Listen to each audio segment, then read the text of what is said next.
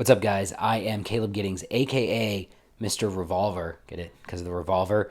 And today we're testing the terminal ballistics of rounds I actually carry out of the guns I actually carry them in. And the reason why I'm doing this is because I have blocks of ballistic gelatin and I felt like doing it. So what we're doing is I'm taking my carry guns, taking my carry ammo, and I'm shooting them into blocks of clear ballistics gelatin. One of the nice things about the clear ballistics product is because it's been so readily used and widely available that there's huge amounts of data of rounds that have been shot into these blocks. So it may not be a one-for-one substitute for 10% ordnance gelatin, but what we do know is that rounds that work well in clear ballistics also tend to work well in ordnance gel and also work well in people. And we can actually compare our results here to results that were gotten by the guys at Lucky Gunner when they did their great big ballistics test all those years ago, firing a gajillion different rounds into clear ballistics. So that's what we did. We set out to do this. I already shot these blocks a bit for a shotgun test last week. I used the same barrier material, an old Air Force ABU shirt, to do this, and we tested 4 different rounds. The first is the Federal 180 grain HST LE load that I carry in my 10 mil. This is a 40 Smith & Wesson load. I carry it in my 10 mils because it's awesome. The next round we tested was the 22 Magnum Hornady Critical Defense. This is a 45 grain FTX bullet. I tested this out of my 351 PD because I wanted to see how the round I carries actually does. Then I tested the 135 grain short barrel gold dot round, the Speer round. It's a 38 Special Plus P. I tested this out of my 586 L comp, and this is an L frame Smith & Wesson. One interesting note about the L comp, it's not really a 3-inch barrel, even though that's what it's advertised. Only about 2.5 inches of the barrel are rifled. The last half inch or so is a big port that helps mitigate recoil and stuff like that. But I'm wondering if that might affect terminal ballistics. And then the last round I tested is the Federal 85 grain 32 H&R Magnum jacketed hollow point, and I tested this out of my Ruger LCR. So let's go see how these do.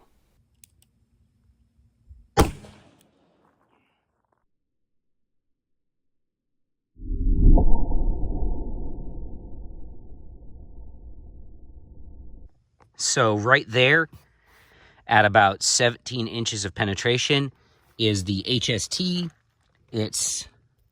Can't see it from that angle. It's fully expanded. We'll recover that and look at it in the studio. This will come to no surprise to anyone. You saw what happened. The HST behaved exactly like you would expect an HST to behave and penetrated, over-penetrated a little bit. But again, this block was exhibiting some signs of allowing rounds to over-penetrate and expanded perfectly through the intermediate clothing barrier. It expanded so nicely that I decided to not do a bare gel shot because why do a bare gel shot when the clothing shot looks like that? That's pretty awesome, right?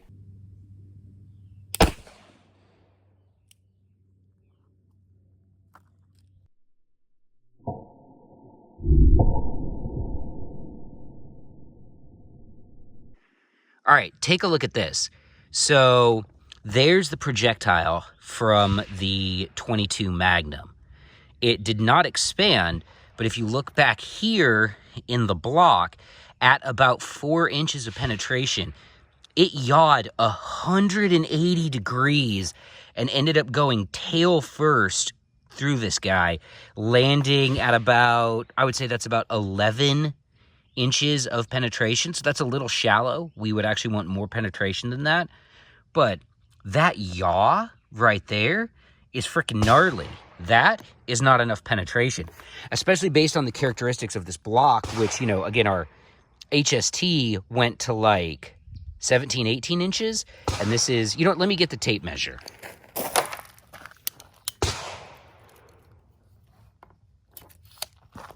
$10 inches. So, yeah, 10 inches is under penetration.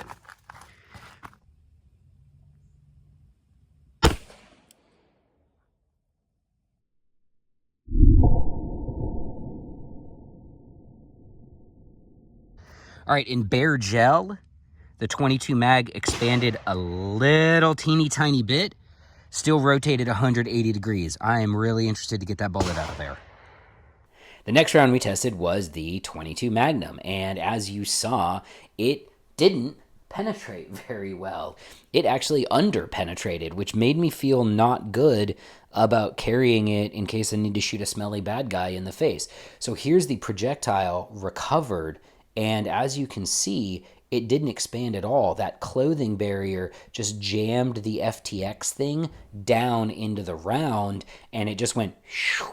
Now it did yaw. It yawed 180 degrees and ended up going backwards through the block, but yeah, it didn't. I wasn't happy about that.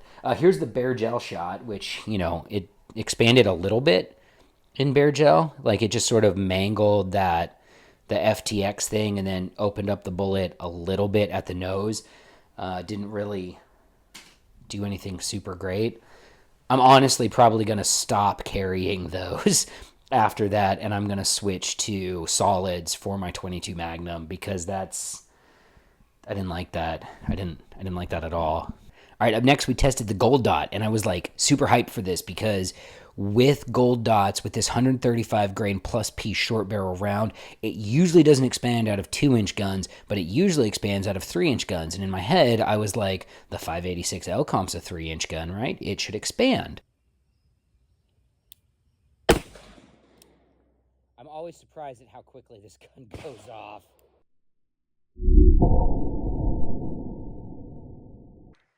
All right, it took me a second to find the 135 grain gold dot, because here's where the wound track starts. Right here, it yaws. It yaws 180 degrees, just like the critical defense, and it ends up over here, kind of stacked up on some rounds that I shot beforehand. Let's turn this block over so you can get a better view of this. All right.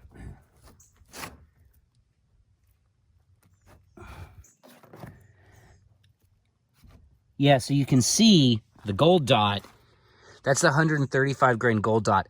It looks like it might have expanded a little bit, but we'll have to recover it from this block before we can get a conclusive determination on that. But it did, we'll go back to its primary impact, right here, yaw 180 degrees as it was traveling through this block. Very interesting.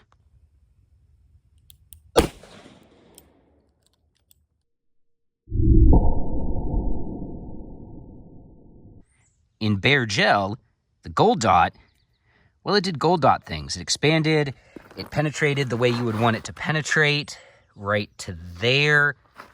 That's pretty much optimal performance from a 3-inch gun.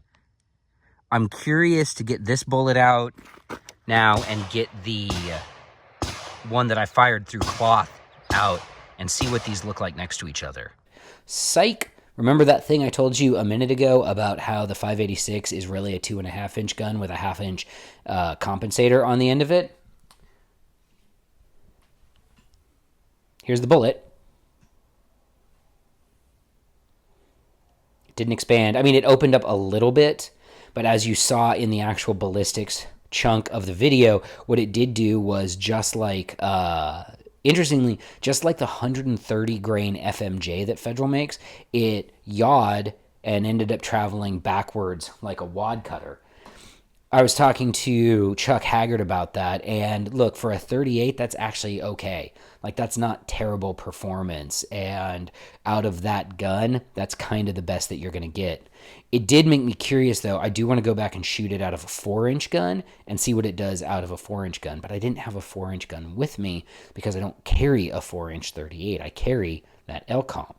Oh, and of course, here is the bare gel shot, which is basically pointless because everything expands in bare gel. Even that crappy critical defense round expanded, and I'm still mad about that if you couldn't tell. But that expanded. It looks great. It looks like what you would expect a gold dot to look like. Which then brings us to the last round, which is the one I carry the most and the one I was the happiest with of all of the rounds I shot. And that was the 32 Magnum.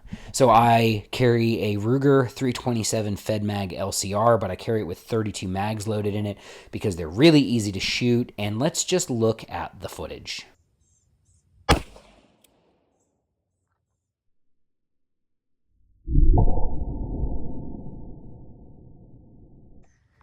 All right, my beloved 32 Magnum also did some weird stuff. So it's right there in the block. It, as you can see, also yawed, but it tumbled twice.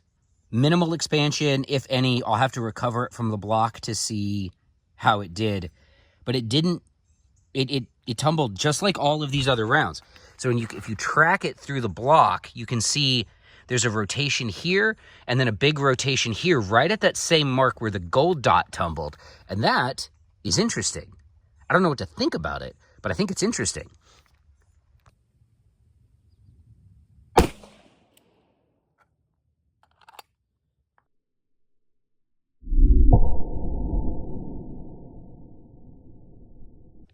All right, it took me a second to find it, but this is the 32 that I fired through Bear Gel, and it has landed right next to the 38 that I fired through Bear Gel and expanded a little bit.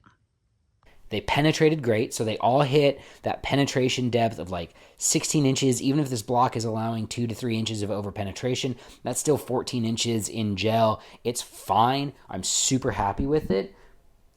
I don't even care that it didn't expand because it rotated, and that rotation actually has an effect, because when you think about how a handgun bullet wounds, right? A handgun bullet only wounds by actually cutting tissue. So if it goes in like this and then it yaws while it's traveling like this, it's cutting a larger path of tissue. It's giving you a similar effect to a hollow point without the round actually expanding. So that yaw is important. And then once it's done yawing, if it's traveling ass first, it's now acting like a wad cutter, which is good because that means it's also cutting more tissue. I actually shot a bunch more rounds into gel after that of the 32 just to see if I could replicate that effect out of my LCR. And in every single one of them, it yawed 180 degrees and ended up traveling backwards through the block for most of its journey through the block. And of course, as you saw in the video, the regular round did expand when I fired it through Bear Gel. But again, no one cares about Bear Gel shots. Everything expands. So what did I learn from this about my defensive revolver ammo? I learned a couple of things, actually. One, I am downgrading the Hornady Critical Defense as a recommended round, and I'm not going to recommend that, and I'm personally not going to carry it anymore because it, in a block that was already exhibiting over penetration, it under penetrated and didn't expand. Hard pass. The 32 Fed Mag did everything I wanted it to do, and it made me super happy. The gold dot the gold dot was fine. I'm not going to say don't carry the gold dots because it might expand. It might not, but it's definitely going to yaw and go backwards through the guy, so that's cool. But the thing that I learned is something I already knew, which is that if I'm going to pick any of these guns, knowing that I need to shoot a person with it, right? Like if I woke up one day and I was like, I know I'm going to have to shoot at least one person today. What handgun do I want to shoot him with? It would be the 40 Smith & Wesson HST. The round works. It works through clothing. It works through windshields. It does everything you want it to do, and on the other end, it comes out looking like a 75 caliber musket ball went through somebody, and I feel like that would probably wreck somebody's day. So, yeah, I don't know if I learned anything new. I was a little surprised by the 135 non-expanding until I remembered that the barrel's not actually 3 inches. It's like 2.5 inches. I do want to go back and try this again, guys. If you have any rounds that you want me to shoot out of carry guns, let me know. I'll shoot them. I'm Caleb Giddings. Thanks for watching.